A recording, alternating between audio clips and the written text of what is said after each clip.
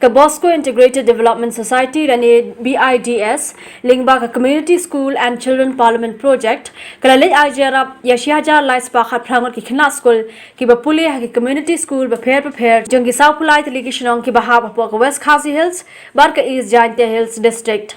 Kaniga Jingiarap kala sedang nadu ka arpu sautarik hadu ka arpu pratarik unaitung arhaja arpo ha West Khasi Hills ba nadu ka pratarik hadu ka Khynnah tarik unailar ha East Jingiarap Hills District. Kanika project katray na kabanta ki Khynnah samla ki balapep school shiteng por lani ki bampa julet school ki bahakrata jong ka khar artsnem hadu ka arpusan snem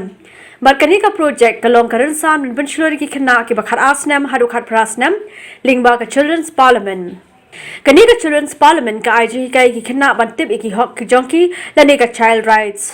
Kumban Shukro Khynnah kanika community school and children parliament project labai pisad ka child aid network ka banari Germany Yakanik organisation la sang bat la sedang ru house nem arhajar khat ar te yakanik organisation la don ru ki department bapher bat la patrai kam ru ha ki blocks bat ki district jong ka Meghalaya jungi te hang Khynnah na ko ban grand phang ka community school and children parliament kanik ka project bala patrai kan house nem nadu us nem arhajar khat sau te ya kanik ka project la be pisa da ka child network Germany te kat kum kani ka project hingi la pantrai kam hakilai teli ki district kata kadai ki East Jingiarap East Khasi Hills but West Khasi Hills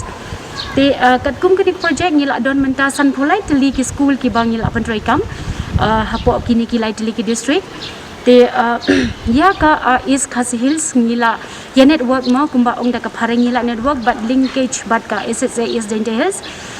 te kat kum ka protocol jong ka SSA East Khasi Hills nila follow ya kata but yakini ki East Khasi Hills is Jingiarap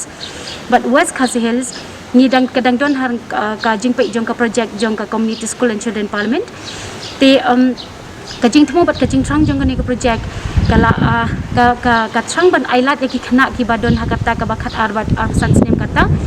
bakinang ban tho ban tar ban pule ban puthi bat kum juru ban tip ya kata ka akor ka burom ka jungki keba ki thrang baha ka jing im jungki ba la shalai singi kan long kita ki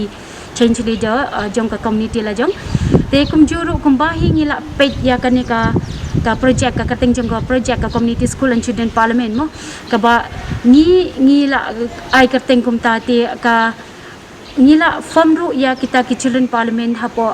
ki atli ki district hapo ka East Jingiarap bat ka West Khasi Hills